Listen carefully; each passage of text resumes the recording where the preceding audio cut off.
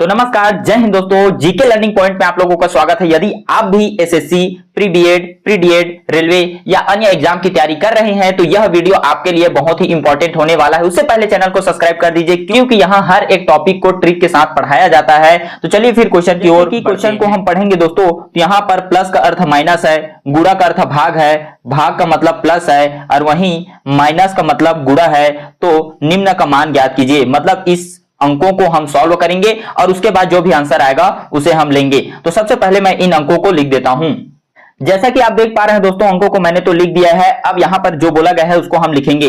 Plus का मतलब यहां पर माइनस है, तो हमें क्या पता चला, जैसे कि प्लस का मतलब माइनस है। अब प्लस कहां है सर? 6 और 22 के बीच, तो यहां पर मैं माइनस लगा दूंगा।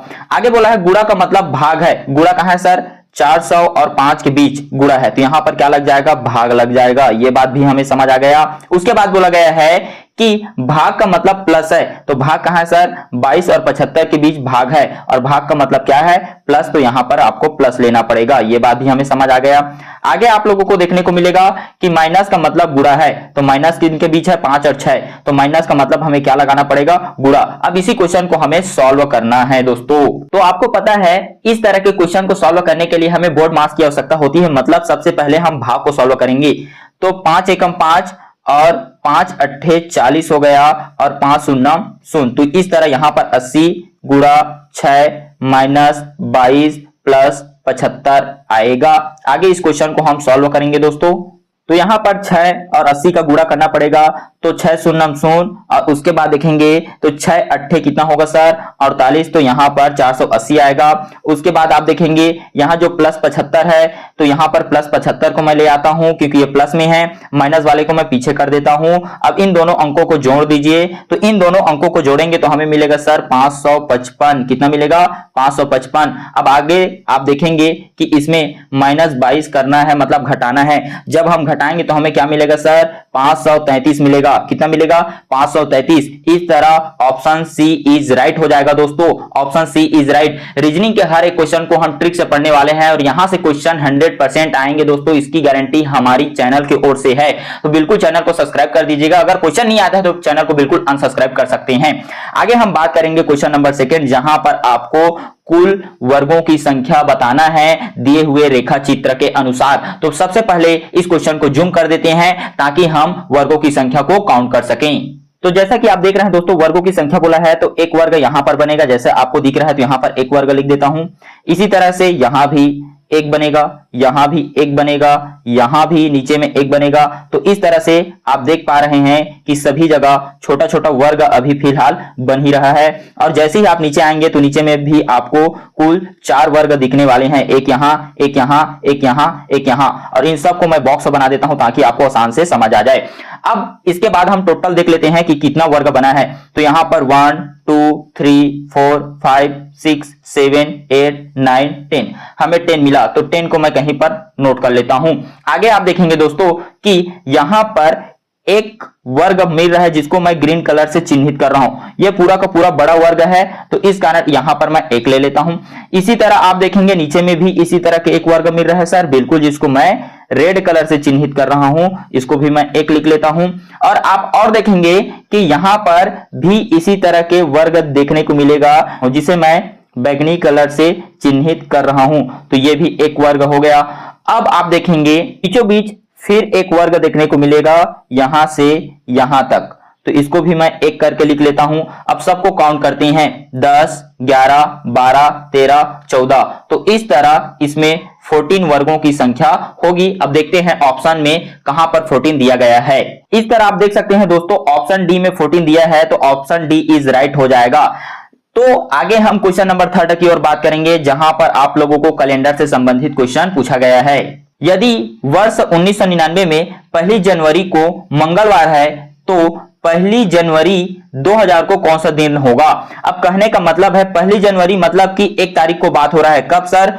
1999 की बात है। तो यहां पर 1999 लिखूंगा और लिखूंगा मैं 1 जनवरी लिख देता हूं। और 1 जनवरी को कौन सा दिन है सर? मंगलवार है, तो यहां पर मैं मंगलवार लिख देता हूं। अब कहानी क्या समझ आता है? यहां पर बोला गया है 2000, मतलब 1 वर्ष बाद। कौन से तारीख को? 1 जनवरी को, तो यहां भी 1 जनवरी मैं लिख देता हूं। और इसमें हमें बताना है कि कौन सा दिन आएगा। तो कभी भी इस तरह से क्वेश्चन हो दोस्तों जिसमें एक वर्ड सब बात पूछा हो और सेम डेट में पूछा हो, मतलब 1 ही जनवरी को पूछा हो, चाहे कोई भी तारीख हो जिसमें सेम डेट होगा, तो आप लोगों को एक दिन आगे चले जाना है, यानी मंगलवार के बाद हमें लेना पड़ेगा बुधवार। क्या लेना पड़ेगा? बुधवार। और इस तरह हमारा राइट आंसर कहां जाएगा सर? ऑप्शन डी में जाएगा दोस्तों। तो इसी तरह से ट्रिक के साथ हम हर एक क्वेश्चन को सॉल्व करने वाले हैं, तो बिल्कुल चैनल को सब्सक्राइब कीजिएगा। आगे हम बात करेंगे क्वेश्चन नंबर 4, जहां पर आप लोगों को फिर से कुछ समीकरण दिए गए हैं। तो प्रश्न को पढ़ लेते हैं। कुछ समीकरण एक विशेष प्रणाली के आधार पर हल किए गए हैं, उसी आधार पर अनुत्तरित समीकरण का सही उत्तर ज्ञात कीजिए। मतलब ये कोई पैटर्न पर है, उस पैटर्न को पहचानना है, फिर क्वेश्चन को सॉल्व करना है। तो इस पैटर्न को समझने से पहले मैं अंकों को लिख देता हूं दोस्तों, ताकि आसान तरीके से आपको समझा सकूं। तो जैसा कि आप देख रहे हैं कि इसमें यदि मैं यहां पर अंकों को लिख दूं 6 7 8 को, और 6 7 8 जो है किसके बराबर है? 3 6 6 के। तो इस तरह मैंने अंकों को लिखा। अब यहां पर मुझे क्या समझ आ रहा है? मुझे समझ आ रहा है कि यहां 6 से 3 बना हुआ है। कैसे बना है सर? -3 करके। अब आप आगे देखेंगे कि 7 से 6 बना है। कैसे करके सर? -1 करके। इसी तरह 8 से फिर यहां अंतिम लेटर 6 बना है। क्या करके? -2 करके। तो सबसे पहले -3, फिर -1, फिर -2 करना है। 3 1 2, 3 1 2, यही पैटर्न हमें सेकंड में फॉलो कराना है। चलिए कराते हैं। तो आप देख सकते हैं दोस्तों, इन अंकों को मैंने यहां पर लिख दिया है। अब पैटर्न को फिर हम सॉल्व करते हैं। जैसे यहां 5 से अगर 2 बनाना होगा तो हमें -3 करना होगा, यह बात हमें पहले से पता है। इसके बाद हम 6 से 5 बनाएंगे तो -1 करना पड़ेगा। और इसी तरह से यदि मैं 7 को 5 बनाऊं तो फिर से मुझे क्या करना पड़ेगा? -2। और ये पैटर्न बिल्कुल फॉलो हो रहे हैं। अब देखेंगे कि हमारा आंसर क्या हो सकता है, तो इसी आधार पर हम अपना आंसर बनाएंगे। तो जैसा कि आप देख रहे हैं दोस्तों, इन अंकों को मैंने यहां पर लिख दिया है। तो सबसे पहले अंक यहां पर जो आएगा वो आएगा जब आप -3 करेंगे। यहां पर जो अंक आएगा वो आएगा -1 करने से, और यहां पर जो अंक आएगा वो आएगा -2 करने से। तो कौन सा अंक आएगा, इसका आंसर आप कमेंट में देंगे। देखते हैं कितने बच्चे इसका राइट आंसर दे सकते हैं। आगे हम बात करेंगे दोस्तों क्वेश्चन नंबर 5, जहां पर हमें प्रश्न आकृति दी हुई है, और इस आकृति को पहचानते हुए हमें बताना है कि नेक्स्ट आकृति क्या हो सकता है। तो सबसे पहले हमें पैटर्न को समझना होगा दोस्तों। तो यहां पर ट्रिक क्या कहता है, ध्यान से सुनिए। बाहर में आप देख रहे हैं वर्ग है। इस वर्ग को हमने छोटा किया और एक छोटा वर्ग बना दिया नेक्स्ट डायग्राम में। जबकि आप देख रहे हैं कि इसके अंदर त्रिभुज है, और ये नेक्स्ट डायग्राम में बाहर बना है और एक बड़ा त्रिभुज बना रहा है। मतलब बाहर में बनने वाला अंदर चला गया है और अंदर में बनने वाला बाहर चला गया है। उसी प्रकार इसमें जो वर्ग है छोटा सा, वो बड़ा वर्ग बना लेगा बाहर आकर, और वृत्त जो है यहां पर बाहर में बना है तो इसमें वृत्त जो है छोटा बनेगा। तो इस तरह से आंसर हमें कहां दिख रहा है सर? ऑप्शन ए में दिख रहा है। तो ऑप्शन ए इज राइट हो जाएगा। आगे हम बात करेंगे क्वेश्चन नंबर 6, जहां पर आपको फिर से दिशा से संबंधित क्वेश्चन पूछा गया है। यदि दिशा से क्वेश्चन पूछा है तो आपको पता होना चाहिए दोस्तों कि ऊपर दिशा को उत्तर कहते हैं, नीचे को दक्षिण कहते हैं, राइट साइड को पूर्व कहेंगे और लेफ्ट साइड को पश्चिम कहेंगे। और इसी आधार पर हम क्वेश्चन को समझते हुए चलेंगे। देखिए तो क्वेश्चन को पढ़ते हैं दोस्तों। क्या बोल रहा है? गोपी पूर्व की ओर 4 किलोमीटर चलता है। मान लीजिए यह उसका केंद्र है, प्रारंभिक है ये। तो यहीं से कितना किलोमीटर चलता है वो? 4 किलोमीटर। किसकी ओर सर? पूर्व की ओर, मतलब यहां राइट साइड की ओर। अब क्या बोल रहा है? फिर बाईं ओर। बाईं का मतलब है ऊपर, ऊपर की ओर ये मुड़ेगा। अब ये बायां दायां होना पता होना चाहिए आपको। तो ये ऊपर बायां है, नीचे इसका क्या होता सर? दायां। लेकिन हमें क्या बोला गया है? बायां। कितना किलोमीटर? 3 किलोमीटर बोला गया है। तो 3 किलोमीटर चलाना है। पुनः फिर बाईं ओर मुड़ता है। बाईं ओर मतलब फिर से इधर मुड़ेगा। कितना किलोमीटर? 4 किलोमीटर। तो 4 किलोमीटर यहां तक फिर चला दीजिए उसको। उसके बाद बोला है शुरू किए गए, मतलब इसकी जो प्रारंभिक स्थान है वह अब कितनी दूरी पर है। तो यहां से इनके बीच की जो दूरी है उसको बताना है। तो साफ स्पष्ट पता चल रहा है कि 4 किलोमीटर यहां और 4 किलोमीटर यहां, ये दोनों तो बराबर हैं। अब हमें इतने की दूरी पूछा है, इतना का। तो इतना का दूरी पहले से हमें पता है कितना किलोमीटर है? 3 किलोमीटर। तो यहां देखकर हम पता लगा सकते हैं कि यहां भी 3 किलोमीटर की दूरी होगी। और इस तरह ऑप्शन बी इज राइट हो जाएगा दोस्तों। Option B is right. आगे हम क्वेश्चन नंबर 7 की ओर बात करेंगे, जहां पर आपको रक्त संबंध से क्वेश्चन पूछा गया है। तो क्वेश्चन क्या कहता है दोस्तों? एम एन का भाई है। किसका भाई है? एन का। तो सबसे पहले मैं लिख लेता हूं एम, तो यहां पर मैंने एम लिखा, और यह एम किसका भाई है सर, एन का। तो यहां पर मैं एन लिख लेता हूं और यहां पर लिख देता हूं भाई, ताकि आपको आसान भाषा में समझ आ जाए। आगे बोला है बी एन का भाई है, बी जो है एन का भाई है, तो यहां मैं बी बनाता हूं, और बी भी किसका भाई है सर, एन का। मतलब ये आपस में भाई भाई हो गए तीनों कोई, लेकिन अभी पता नहीं चला है कि बीच वाला लड़की है कि लड़का है। चलिए आगे कहानी पढ़ते हैं। इसी प्रकार एम डी का भाई है, एम जो है भाई है किसका सर, डी का। तो यहां हम डी बना लेते हैं, ठीक है सर, आपस में सब भाई बहन की तरह ही दिख रहे हैं। आगे की कहानी पढ़ते हैं। किंतु एन डी का भाई नहीं है, किंतु एन कहां है सर, यहां पर। एन जो है डी का भाई नहीं है, एन जो है डी का भाई नहीं है, डी का भाई नहीं है, तो भाई नहीं है तो क्या हो सकता है, बहन हो सकता है ना, आपस में ये तो सब भाई बहन होने वाले हैं। अब तो भाई नहीं है तो बहन है, कंफर्म हो गया। एन डी से क्या संबंध बताता है, साफ पता चल रहा है दोस्तों, ये आपस में सब के सब भाई बहन होने वाले हैं, ये पता चला। अब यहां पर बोला है कि एन जो है डी का भाई नहीं है, तो भाई नहीं है तो बहन तो होगा ना, क्योंकि ये एक ही कतार में है, जैसा कि आपने क्वेश्चन को पढ़ा। तो इसका मतलब बहन इसका राइट आंसर होगा, और बहन कहां है sir, option C is right हो जाएगा, ऑप्शन सी इज राइट। नहीं समझ आएगा आप बिल्कुल कमेंट करेंगे दोस्तों, नेक्स्ट वीडियो में फिर मैं आप लोगों को एक्सप्लेन कर दूंगा।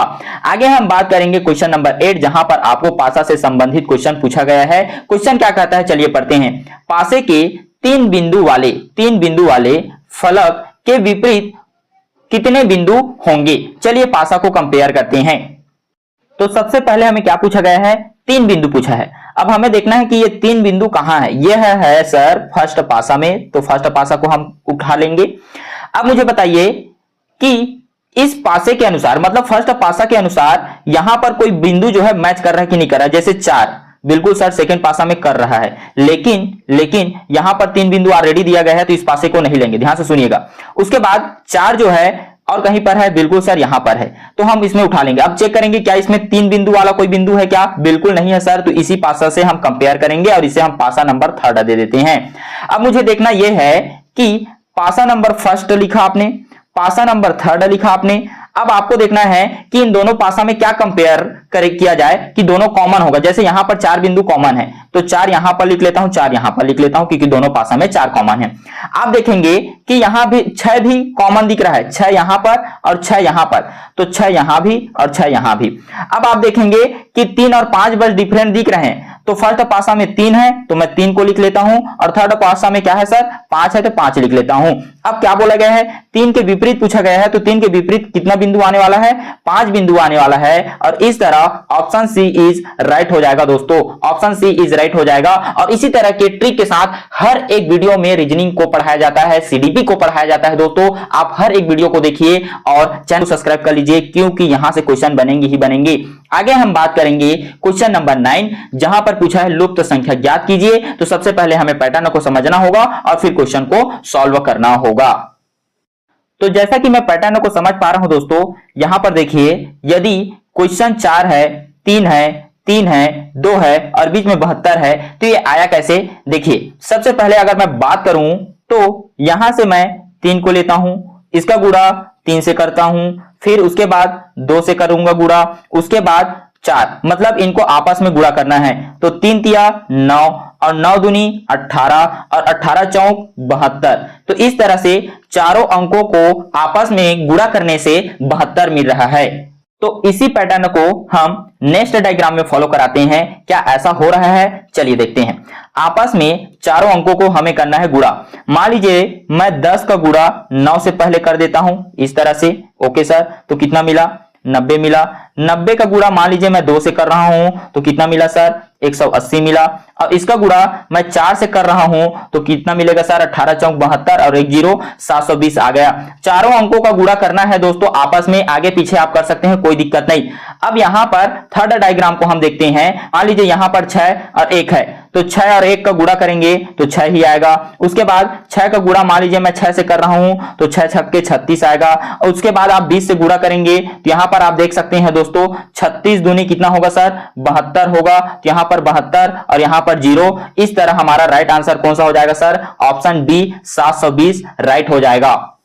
आगे हम क्वेश्चन नंबर 10 की ओर बात करेंगे, जहां पर दी गई जो आकृति है उसमें घनों की संख्या हमें ज्ञात करना है। सबसे पहले मुझे बताइएगा, ये जो बॉक्स है वो एक ही लेयर में है, लेकिन जैसे ही इसके ऊपर जाएंगे तो ये बॉक्स तो है ही और इसके नीचे एक और लेयर है, तो इसमें दो लाइन है। कतार को देखिएगा, इसमें भी दो कतार है, लेकिन बीच वाले की मैं बात करूं तो यहां पर एक कतार, ये दूसरा, ये तीसरा, तो टोटल 3 कतार है। अब कतार के हिसाब से आपको यहां पर घन को गिनना है। तो सबसे पहले यहां पर एक बॉक्स है तो एक लिखिए, यहां भी एक है, यहां भी एक है। अब आप देखेंगे ऊपर वाले जो कतार है इस लाइन को, तो इसमें एक ऊपर कतार है और एक नीचे वाला है, तो इसमें 2, और इसी तरह से नेक्स्ट वाले में भी 2 होगा। लेकिन जैसे ही सबसे ऊपर जाएंगे इसमें आपको एक लेयर ऊपर दिखेगा, ये दूसरा लेयर, ये तीसरा लेयर, तो इसमें 3 कतार होंगे। अब सबको काउंट कर लेते हैं दोस्तों। तो ऊपर में 3, 3 और 2 5, 5 और 1 6, 6 2 8, 8 और 1 9, 9 और 1 10। इस तरह टोटल घनों की संख्या जो है, कुल घनों की संख्या जो है 10 है दोस्तों इसमें। तो इसी तरह से ट्रिक के साथ पढ़ने के लिए हमारे चैनल को बिल्कुल सब्सक्राइब कीजिए दोस्तों। और आपको एक बात और बता दूं, हमारे टेलीग्राम चैनल का लिंक जो है कमेंट में पिन कर दिया गया है, वहां से आप हमारे टेलीग्राम चैनल को